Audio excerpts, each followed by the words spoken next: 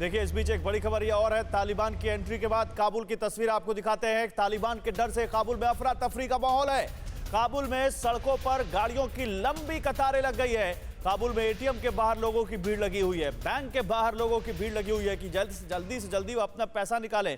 ये दो तस्वीरें ऐसे लगता है जैसे काबुल के लिए आज का दिन कयामत का दिन हो और हर शहरी बस काबुल छोड़कर भागना चाहता हो। आप देखिए काबुल की सड़कों पर गाड़ियों का लंबा जाम और दूसरी तरफ लोगों की भीड़ बैंक के बाहर, एटीएम के बाहर कि जल्दी से जल्दी पैसा निकाले। ये तस्वीरें बयां कर रही हैं काबुल का सूरत हाल। ये तस्वीरें बता रही हैं कि तालिबान के कब्जे के बाद इस वक्त काबुल शहर का क्या हाल है, काबुली वाले के देश का क्या हाल है, आप इन तस्वीरों में देख सकते हैं। ये तस्वीरें काबुल की हैं जहां पर लंबा जाम और एटीएम के बाहर भारी भीड़। तब फिर अगर अफगानियों को ही भरोसा नहीं है, अचल सर, अगर तालिबान बार बार कह रहा है कि नहीं हम किसी को यहाँ पर नुकसान नहीं पहुंचाएंगे, हम किसी को यहाँ दिक्कत नहीं पहुंचाएंगे, शांतिपूर्वक सरकार का ट्रांसफॉर्मेशन होगा और फिर आगे हम सरकार चलाएंगे, लेकिन लगता नहीं कि अफगानियों को भी उनकी इन बातों पर भरोसा है। नहीं, डेफिनेटली गौरव, जैसा आपने कहा, जो लोग संपन्न हैं, जो कुछ सपोर्ट कर सकते हैं, वो डेफिनेटली जो ट्रस्ट डेफिसिट है तालिबान को लेकर, या तालिबान उन्हें जान माल को नुकसान नहीं भी पहुंचाए तो अगर वो पावर में आ जाएगा तो वहां की लाइफ स्टाइल जो होगा किस तरह का होगा, किस तरह के कानून के अंदर उन्हें रहना पड़ेगा, अगर उनके पास ऑप्शंस है तो वो जाहिर है उस ऑप्शन का इस्तेमाल करके निकल जाएंगे।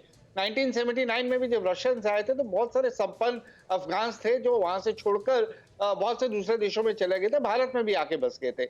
लेकिन मुसीबत आएगी उन गरीब लोगों की, जैसा कि आपने जिक्र किया, जो जिनके पास कोई ऑप्शन नहीं है, जो पीछे रह जाएंगे, जिन्हें वहां की भुखमरी, बेकारी और गरीबी से जूझना पड़ेगा।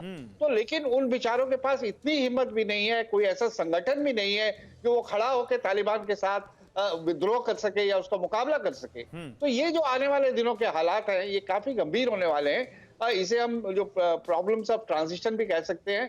अब लेकिन ये ट्रांजिशन किस तरफ जाएगा, ये पॉजिटिव डायरेक्शन में तो जाता हुआ दिखाई दे नहीं रहा है। तो अब जो बच के बेचारे गरीब, जिनके पास वैसे ही जिंदगी में कोई ऑप्शन नहीं होती है, तो वो फिर रिकंसाइल करेंगे जिस तरह के भी हालात में रखा जाए। आगे बात करते हैं इस बारे में और आगे बात करते हैं। देखिए मुल्ला अब्दुल उमर बरादर, अब्दुल गनी बरादर, जिनके बारे में ये कहा जा रहा है गुरमीत सर कि ये प्रेसिडेंट होंगे अगले अफगानिस्तान के, और हमने देखा था वांग यी के साथ जो कि चाइना के फॉरेन अफेयर्स मिनिस्टर है, उनके साथ उनकी वो तस्वीरें देखी थी जब तालिबान का एक वहां पर दल गया था और मुलाकात करके आया था उनसे।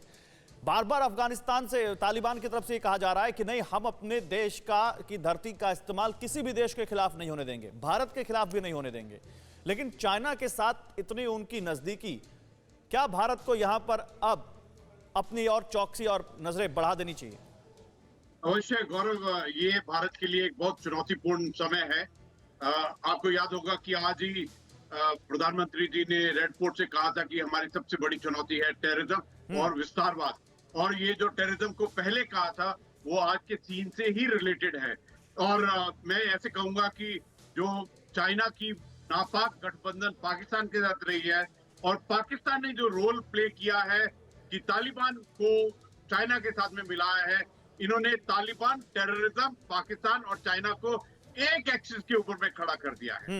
और यही कारण है कि ये सब ताकतें जो अफगान लोगों, राष्ट्र और अफगान की सरकार के अगेंस्ट में थी, यही जो जगह है जहां पर बैलेंस पूरा बिगड़ा है। और इसलिए मैं पूरा ब्लेम देता हूं पूरे विश्व को, अमेरिका को, कि उन्होंने इस स्थिति को ठीक से समझा नहीं है। 20 साल तो उन्होंने समझा नहीं है कि एक्चुअल जो लड़ाई लड़नी चाहिए थी वो पाकिस्तान के अगेंस्ट में लड़नी चाहिए थी। जितना उन्होंने 20 साल जो अफगानिस्तान, बिल्कुल जड़ पर हमला करना चाहिए था। आप उनको 6 महीने उनसे फोन पर बात ना करें, लेकिन उनको लगातार इस तरह से काम करने दें कि वो तालिबान को यहाँ पर लगातार मदद करें, तो फिर फायदा क्या है? फिक्र आपकी, सोमवार से शुक्रवार रात 9 बजे सिर्फ TV9 भारतवर्ष पर।